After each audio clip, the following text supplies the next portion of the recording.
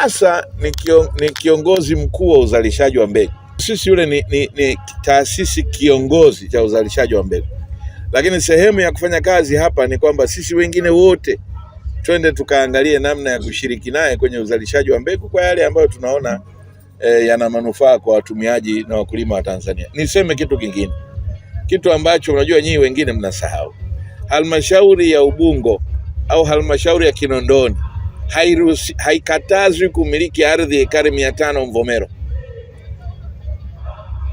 Haikatazwi kumiliki ekari 500 Kibiti. Ukasema sisi kama halmashauri ya manispaa au halmashauri ya Ubungo tuna eneo letu Kibiti ambako tunazalisha mbegu, ambako tunazalisha mazao kwa ajili ya halmashauri yetu. Kwa hiyo mimi ninachosema ni kwamba hata tutakapokuja kukaa kwenye majumuisho ya maonesho haya, mambo mazuri ambayo kila mmoja anaya kwake, ni vizuri tukapeana kwa ajili ya kujenga kanda muhimili wa kilimo kwa Tanzania nzima huko mbele tunakokwenda. Sisi kilimo chetu miaka yote tunalima kwa mazoea. Babu alikuwa analima korosho, bibi korosho, baba korosho, mimi korosho, na mtoto nitamrithisha korosho.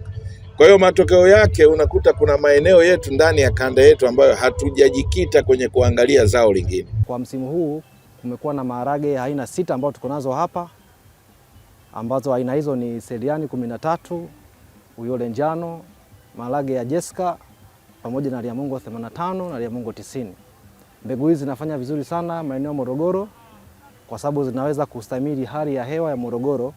Kwa maonyesho mwaka huu 2026 mwitikio umekuwa ni mkubwa sana wa wakulima. Tunatembelewa na wakulima wengi kuja kujifunza namna bora ya kuzalisha mbegu za kulima maharage na mazao ya mpunga na mahindi. Mkulima ukitembelea banda la wakala wa mbegu za kilimo utapata kitu cha pekee ambao moja, utapata elimu, lakini pia utapata mbegu bora kwa bei ya promotion kabisa kipindi cha 8. Mafanikio kwa sasa tumefikia wakulima wengi zaidi nchini maeneo tofauti tofauti. Lakini pia wakala tuna vituo 14 nchi nzima. Tunawashauri wakulima watumie mbegu za ASA kwa sababu ni bora na zina ubora mzuri wa soko, kwa hiyo zinahitajika kiasi kikubwa sokoni.